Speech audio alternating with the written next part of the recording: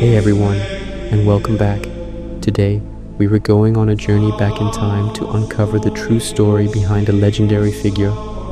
Forget the red suit and the flying reindeer for a moment, because we're going to meet the real person who inspired it all, Saint Nicholas. Let's start by looking at a map. Right here, in a place called Myra, which is in modern-day Turkey, a man named Nicholas lived about 1,700 years ago. He wasn't a character in a storybook, he was a real person, just like you and me. Nicholas was born into a very wealthy family. His parents had everything they could wish for, but they taught their son something more valuable than money: kindness and generosity. They raised him to care for others and to share what he had. Sadly, when Nicholas was still young, both his parents passed away, leaving him an orphan with a huge inheritance. But instead of spending it all on himself, young Nicholas decided to use his wealth to follow the lessons his parents taught him, to help people in need. He was especially known for his secret acts of giving. Nicholas didn't want praise or attention for his good deeds. He preferred to help people quietly. The most famous story about him tells of a very poor man who had 3 daughters. This man was so poor, he couldn't afford to provide for them, which was a huge problem back then. Nicholas heard about their troubles and decided to help.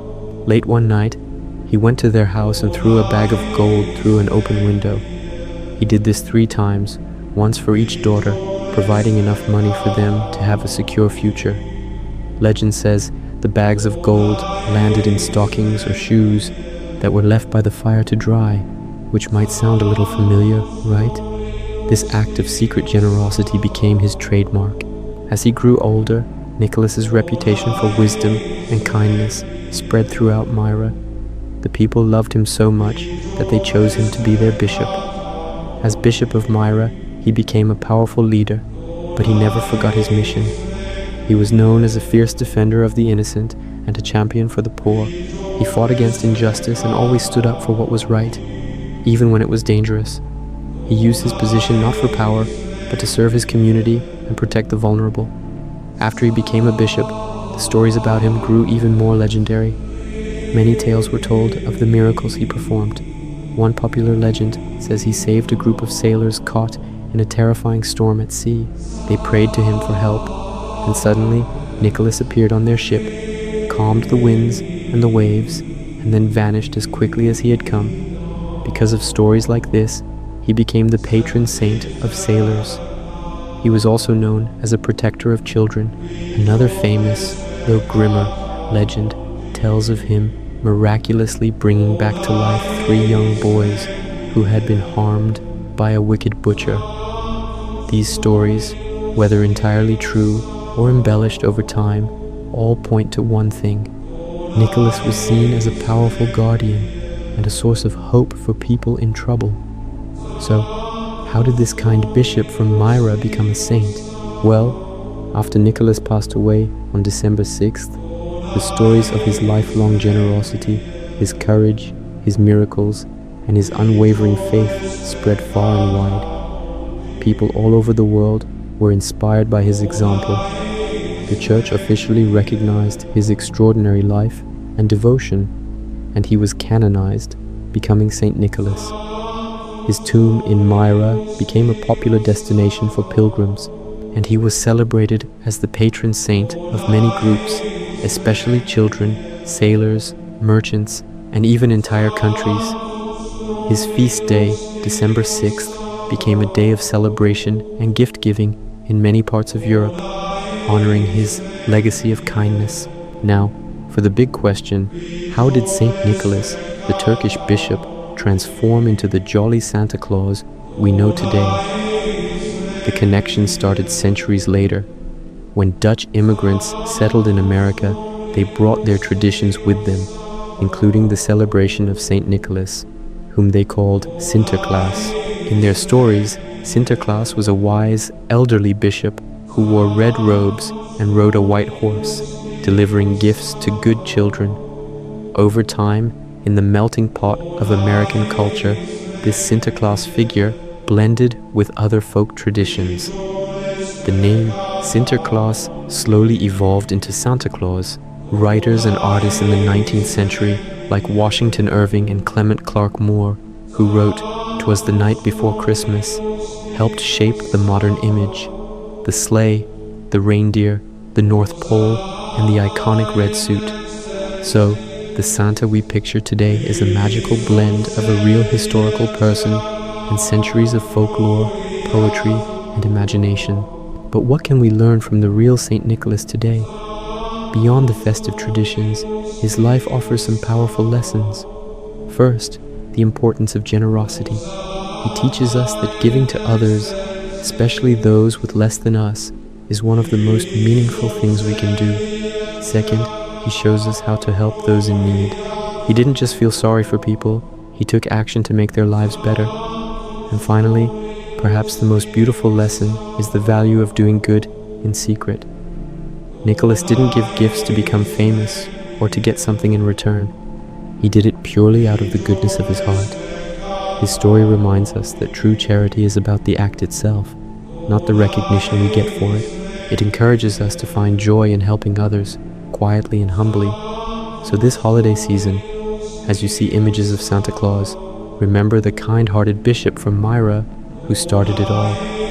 Remember the man who dedicated his life to secret acts of kindness and inspired a global tradition of generosity. Let's travel back to the turn of the 4th century. The Roman Empire is a dangerous place for Christians. Imperial laws demand their arrest, and being a leader in the church is a death sentence. In the city of Myra, a coastal town in modern-day Turkey, a young, charismatic leader named Nicholas has just been made bishop. He's stepping into a role that puts a target squarely on his back. So, who was this man? Nicholas wasn't born a saint with a halo. He was a man from a wealthy family in Patara, known from a young age for his extraordinary generosity. Legends tell of him secretly throwing bags of gold into the windows of poor families to save them from ruin. His reputation for leadership and his fierce defense of the poor and vulnerable made him a natural choice for bishop. But becoming a bishop in the early 300s wasn't a path to comfort. It was a direct challenge to Roman authority, a commitment to lead his flock through a storm of persecution. He knew the risks, yet he accepted the call. That storm broke in the year 303 AD with Emperor Diocletian's great persecution. This was the most severe, empire-wide assault on Christianity ever attempted. Diocletian issued a series of edicts designed to wipe out the faith completely. The first edict ordered the destruction of all churches and the burning of Christian scriptures. Imagine watching your sacred texts, the very words that gave you hope, being thrown into a fire. Then, the persecution escalated. A second edict specifically targeted the clergy, priests, deacons, and especially bishops like Nicholas. The goal was to decapitate the church by removing its leaders. Finally, all citizens were commanded to offer a sacrifice to the traditional Roman gods. For Christians, this was an act of apostasy, a denial of their faith. Refusing meant arrest, imprisonment, and often torture. This was the world Nicholas had to navigate, a world where every prayer could be his last. While we don't have a signed confession from a Roman jailer, early historical traditions are clear. Nicholas was arrested. He refused to renounce his faith, and like so many other bishops, was thrown into prison. He wasn't a criminal. He was a prisoner of conscience. The prisons of this era were not like what we see today. They were dark, filthy, and dangerously overcrowded. People were often chained together with little food or water. These cells were filled with the very people Diocletian wanted to break. Bishops, priests, and devout believers, all crammed together in miserable conditions. Nicholas, the respected bishop of Myra, found himself surrounded by despair, but it was here, in the darkest of places, that his true character shone brightest. Instead of succumbing to fear, Nicholas became a source of strength for his fellow prisoners. Think about the immense courage that takes. While facing the daily threat of torture or execution, he He didn't hide his faith, he shared it. He spent his days in that dark cell, encouraging others, leading prayers, and reminding them of the hope that lay beyond their suffering. He taught that their endurance was a testament to their faith, and that they were not forgotten. His prison cell became an unlikely sanctuary, a classroom of courage, where he continued his duties as a shepherd to a captive flock. Then, just when it seemed the darkness would last forever, a new power rose in the empire. A general named Constantine was fighting for control, and in a pivotal moment, he embraced Christianity. In 313 AD, Constantine and his co-emperor Licinius issued the Edict of Milan. This revolutionary decree didn't just end the persecution, it officially legalized Christianity across the Roman Empire. For the first time in a decade, the prison doors swung open. Christians who had been jailed, exiled, or sentenced to hard labor were set free. Among them was Bishop Nicholas. Can you imagine that moment? Walking out of a dark, crowded cell into the sunlight, not as a fugitive, but as a free man. His faith had been tested by fire, and it had survived. He was a confessor, one who had suffered for the faith but had not been martyred. Nicholas returned to his home city of Myra, not as a broken man, but as a celebrated hero. His time in prison had only deepened his community's respect for him. He immediately got to work, rebuilding what had been destroyed. He oversaw the reconstruction of his church and, more importantly, the spiritual healing of his community. His reputation for justice grew even stronger. One famous story tells of him intervening to save 3 innocent men from being wrongfully executed by a corrupt governor. He was no longer just a secret gift giver. He was a public champion of the innocent, a fearless protector of his people.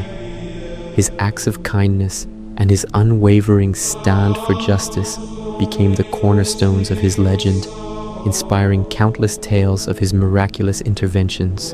Now, it's important to clear up a common misconception.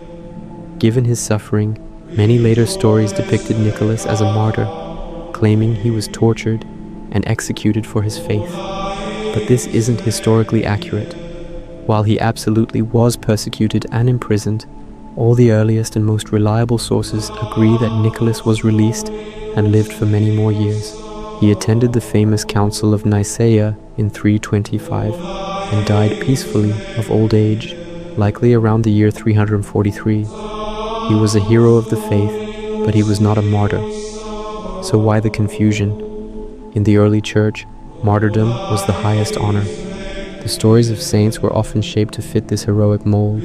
Because Nicholas's persecution was so real and his courage so well known, it was easy for later storytellers to blend his life with the themes of martyrdom that were common for other saints. The line between being a confessor who suffered and a martyr who died became blurred over the centuries as legends grew to emphasize his heroic piety. But the truth of his imprisonment is powerful enough on its own. The real courage of Nicholas wasn't found in a martyr's death, but in a life lived with unwavering conviction. His bravery was in accepting the role of bishop when it was a death sentence.